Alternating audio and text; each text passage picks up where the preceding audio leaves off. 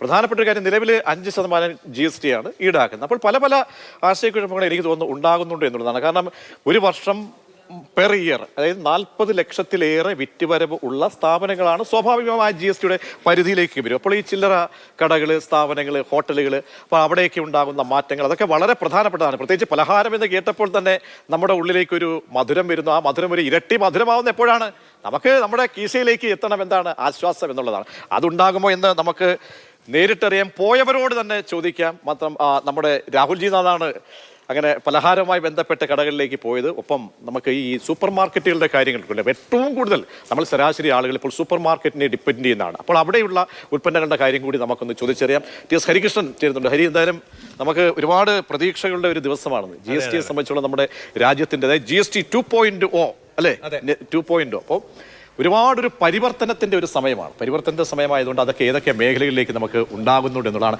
രാഹുലിൽ തന്നെ തുടങ്ങാമെന്ന് പറഞ്ഞാൽ പലഹാരമായതുകൊണ്ടേ, കാരണം പലഹാരമായതുകൊണ്ടാണെന്ന് വെച്ചാൽ ഒരുപാട് പേര് ഈ പഴംപൊരി നമ്മുടെ നാട്ടിൽ എന്താ പറയുന്നതിന്?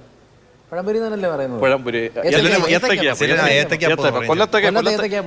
ഏത്തയ്ക്കാപ്പം എന്നാ പറയുന്നത്. അപ്പോൾ ഈ പഴംപൊരിയുടെ കാര്യത്തില്ല, ആദ്യം പഴംപൊരി തന്നെ. അതെ, ഇത് 3 വർഷം ഇവിടെ തിരുവനന്തപുരത്തായതുകൊണ്ട് ആ വാക്ക് പെട്ടെന്ന് മറന്നു പോയത്. നമ്മൾ ഇവിടെ നിന്നല്ലേ കഴിക്കുന്നുള്ളൂ. എന്തായാലും കൗതുകം അത് തന്നെ ആയിരുന്നു. കാരണം 1 രൂപ കുറയും, പഴംപൊരിക്ക് 1 രൂപ കുറയുമ്പോഴത്തേക്ക് എങ്ങനെയാകും? അല്ല, കുറയും അറിഞ്ഞ വാർത്തയും അറിഞ്ഞാണ് നമ്മൾ പോകുന്നത്. അപ്പോൾ ഈ കഴിക്കുന്നവരെങ്ങനെയാണ് സ്വീകരിക്കും? കച്ചവടക്കാർ കുറയ്ക്കുമോ എന്നുള്ളതാണ് ഏറ്റവും ആദ്യം പറയാനുള്ള. തട്ടുകടകൾക്ക് ഇത് ബാധകമല്ല എന്നുള്ള കാര്യം തന്നെയാണ്. GSTയുടെ പരിധി കീഴിൽ വരുന്ന, നേരത്തെ പ്രതീക്ഷ സൂചിപ്പിച്ചതുപോലെ അത്രമാത്രം GST അടയ്ക്കുന്ന അല്ലെങ്കിൽ നികുതി അടയ്ക്കുന്ന കടകളിൽ മാത്രമേ ഇത് ബാധകമുള്ളൂ. ഇന്നലെ പോയി കഴിച്ച ഉഴുന്നുവടയുടെയും പഴംപൊരിയുടെ ഒക്കെ വില പറഞ്ഞു കഴിഞ്ഞാൽ, ഞാനിന്ന് നോക്കിയപ്പോൾ നമ്മുടെ പൊറോട്ടയുടെ കാര്യത്തിൽ എന്താണ്? പൊറോട്ട പാക്കറ്റ് പൊറോട്ടയാണോ അതോ എന്താണ് പൊറോട്ടയുടെ കാര്യത്തിൽ? പൊറോട്ടയ്ക്ക് ഇനിയിപ്പം വലിയ ലാഭം വരാൻ പോകുന്നൊക്കെ ഇങ്ങനെ കേട്ടു, ശരിയാണോ? അപ്പോൾ ഇതിനകത്തുള്ള ഒരു ആശയക്കുഴപ്പം എന്താണെന്ന് വെച്ചാൽ, പാക്ക് ചെയ്ത് വരുന്ന ആഹാരത്തിനാണ് നിലവിൽ 18% GST സ്ലാബിൽ വരുന്നത്. അത് 5ലേക്ക് മാറും എന്നാണ്. പഴംപൊരി പാക്ക് ചെയ്തല്ല വരുന്നത്, ഉഴുന്നുവട പാക്ക് ചെയ്തല്ല വരുന്നത്. പ്രേക്ഷകർ കേൾക്കണം, വളരെ കൃത്യമായിട്ടുള്ള പോയിന്റുകളാണ്. ഉഴുന്നുവട പാക്ക് ചെയ്തല്ല വരുന്നത്, നമ്മൾ ചെന്നെടുത്ത് കഴിക്കുന്നു എന്നുള്ളതാണ്. തട്ടുകടകളിൽ പോയാൽ ഒരു വ്യത്യാസം ഉണ്ടാകുന്നില്ല. ഇനി വലിയ ഹോട്ടലിൽ പോയാൽ, ഇന്നലെ കഴിച്ച ഉഴുന്നുവടയ്ക്ക് 33 രൂപയായിരുന്നു, പഴംപൊരിക്ക് 20 രൂപയാണ്. വലിയ ഹോട്ടലുകളാണ്, GST കീഴിൽ വരുന്ന ഹോട്ടലുകളുടെ കാര്യം പറയുകയാണ്. അവിടെയും പാക്ക് ചെയ്തല്ലേ വരുന്നത്. അവർ വലിയ ഹോട്ടലായിക്കോട്ടെ, വലിയ ഹോട്ടലുകൾ GST കീഴിലുള്ള ഹോട്ടൽ നിലവിൽ 5% കീഴിൽ തന്നെയാണ് കൊടുക്കുന്നത്. നമ്മുടെ ഈ പറയുന്ന തമിഴ് ഹോട്ടൽ, പല ഹോട്ടലുകളുടെ അവർ പലരും പല രീതിയിലാണല്ലോ ഈടാക്കുന്നത്. അപ്പോൾ ഇതിലൊരു എന്തായാലും ഒരു ഏകീകരണ സ്വഭാവം ഉണ്ടാകണമല്ലോ. പക്ഷേ ഈ പറയുന്ന രീതിയിൽ നേരത്തെ ഈ GSTയുടെ പരിധിയിൽ വരുന്നു എന്നുള്ളത് വളരെ പ്രധാനപ്പെട്ടതാണ്. ഈ പല ചെറുകിട ബാക്കി ഹോട്ടലുകൾ, ചെറുകിട സ്ഥാപനങ്ങൾ, അപ്പോൾ അക്കാര്യത്തിലൊക്കെ ഒരു വ്യക്തത പ്രേക്ഷകർക്ക് പലപ്പോഴും ഒരു സംശയം അടിക്കുന്നുണ്ട്.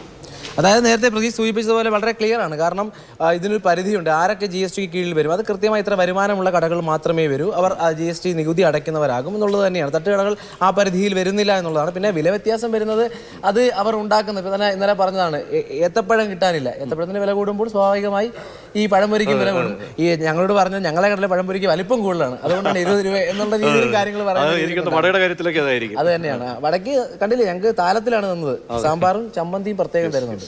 എന്തായാലും എനിക്ക് തോന്നുന്നു ഒരു 2-3 ദിവസം കൂടെ, അല്ലെങ്കിൽ ഒരാഴ്ച കൂടി ഒരു ആശയക്കുഴപ്പം മാറാൻ സമയം എടുക്കുമായിരിക്കും അല്ലേ? നേരത്തെ മറ്റു ഉൽപ്പന്നങ്ങൾ കണ്ടതുപോലെ. തീർച്ചയായും.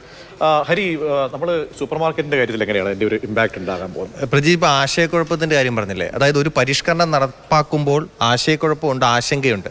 ഈ സൂപ്പർ മാർക്കറ്റുകളുടെ കാര്യം പറയുകയാണെങ്കിൽ എനിക്ക് തോന്നിയത് അങ്ങനെയാണ്. അത് പ്രതിഫലിക്കുന്നുണ്ട് വിപണിയിൽ. അതായത് ഇന്നിപ്പോൾ പ്രതീക്ഷ ശ്രദ്ധിച്ചോന്നറിയില്ല, പല സൂപ്പർ മാർക്കറ്റുകളും തുറന്നിട്ടില്ല. അതിന്റെ കാരണം അന്വേഷിച്ചപ്പോൾ മനസ്സിലായത്, അതായത് ഇന്നലെ വരെ വില, അതെ, ഇന്നലെ വരെ ഒരു വിലയാണ്, ഇന്നു മുതൽ ആ വിലയിൽ മാറ്റം വരുത്തണം. ഇപ്പോൾ സ്വാഭാവികമായിട്ടും ഈ സോഫ്റ്റ്വെയർ ഒക്കെ അപ്ഡേറ്റ് ചെയ്യണം, ആ വിലയിൽ മാറ്റമൊക്കെ കൃത്യമായിട്ട് അപ്ഡേറ്റ് ചെയ്താൽ മാത്രമേ ആ വില മാറി അത് മുന്നോട്ട് കൊണ്ടുപോകാൻ പറ്റൂ. ഈ ബില്ലടിക്കുമ്പോഴൊക്കെ ഒരു ഒറ്റ കാര്യമുള്ളൂ. കാരണം നമ്മളെ സംബന്ധിച്ചിടത്തോളം നമ്മൾ ഉപഭോക്താക്കൾ, സാധാരണക്കാർ, ഇവരൊക്കെ എന്താണ്, നമുക്ക് എന്ന് കടകളിലേക്ക് ചെന്ന് കഴിഞ്ഞാൽ നമുക്ക് ഉൽപ്പന്നങ്ങൾക്ക് ലാഭത്തോടുകൂടി, അല്ലെങ്കിൽ ഈ പറയുന്ന GSTയുടെ പരിധിയിൽ വരുന്ന സാധനങ്ങൾക്ക് ഉടനടി നമുക്ക് ആശ്വാസം കിട്ടും. അതല്ല 1-2 ദിവസം കാത്തിരിക്കേണ്ടി വരുമോ? ഈ സൂപ്പർ മാർക്കറ്റുകളിലേക്ക് തന്നെ ചെന്ന് ഹരി സമീപിക്കുമ്പോഴും അവിടുത്തെ കാഴ്ചകളൊക്കെ നോക്കുമ്പോൾ അവിടെ വരുന്ന ആളുകളുടെയൊക്കെ പ്രതികരണങ്ങളൊന്ന് ക്രോഡീകരിച്ച് പറഞ്ഞു. അതായത് സൂപ്പർ മാർക്കറ്റുകളുടെ കാര്യം പറയുകയാണെങ്കിൽ 1-2 ദിവസം എടുക്കുന്നു. അതായത് അവർ തന്നെ പറയുന്ന ഒരു ഹെവി ലോഡാണ്.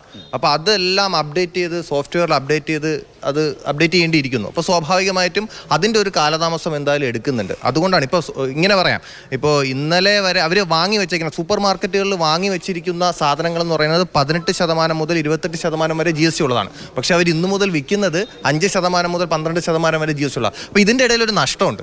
അത് ആര് പരിഹരിക്കുമെന്നുള്ള ആശങ്ക കൂടി സൂപ്പർ മാർക്കറ്റുകൾക്കുണ്ട്. അപ്പോൾ പ്രേക്ഷകരോട് പറയാനുള്ളത്, അതായത് നമ്മുടെ മാതൃഭൂമി ന്യൂസിന്റെ പ്രേക്ഷകർ കടകളിലേക്ക് ഇങ്ങനെ നമുക്ക് പുതിയ നിരക്കൊക്കെ അനുസരിച്ച് കുറച്ച് ഇളവ് കിട്ടും എന്നിങ്ങനെ പോകാൻ വേണ്ടി അങ്ങനെയാണെങ്കിൽ സോഫ്റ്റ്വെയർ അപ്ഡേറ്റ് ചെയ്തോന്ന് ആദ്യം കൗണ്ടറിൽ ചോദിക്കേണ്ടി വരും, എന്നിട്ട് കയറേണ്ടി വരും. എന്തായാലും ഒറ്റ കാര്യം ഉറപ്പാ, പ്രേക്ഷകർ നമ്മുടെ പൊതുജനങ്ങൾക്ക് വില കുറച്ച് തന്നെ സാധനം കിട്ടും. അപ്പോൾ സ്വാഭാവികമായിട്ടും അത് കച്ചവടം നടത്തുന്ന വ്യാപാരികൾക്ക് അതിൻ്റെതായ ഒരു തയ്യാറെടുപ്പിനുള്ള ഒരു സമയമാണ് അവർ ചോദിക്കുന്നത്. അത് കഴിഞ്ഞാൽ അവർക്ക് സാധനം കിട്ടും. തീർച്ചയായും. അപ്പോൾ കൺഫ്യൂഷൻ അടിക്കേണ്ടതില്ല എന്നാണ് പോയ ഞങ്ങളുടെ റിപ്പോർട്ടർമാർ നേരിട്ട് പ്രേക്ഷകരോട് അറിയിക്കുന്നത്. നമുക്കറിയാം, ഒരു പുതിയൊരു പരിഷ്കരണം, ഒരു പരിവർത്തനം വരുമ്പോൾ നൂലാമാലകൾ തുടക്ക ദിവസങ്ങളിലൊക്കെ ഉണ്ടാകും. ഒന്ന് റെക്ടിഫൈ ചെയ്തെടുക്കാൻ കുറച്ച് സാവകാശം വേണ്ടി വരും. അപ്പോൾ എന്തായാലും നമുക്ക് ആകത്തുകയായിട്ട് വലിയ ആശ്വാസം നമ്മെ സംബന്ധിച്ചോളം ഉണ്ടാകുന്നു എന്നുള്ളതാണ്.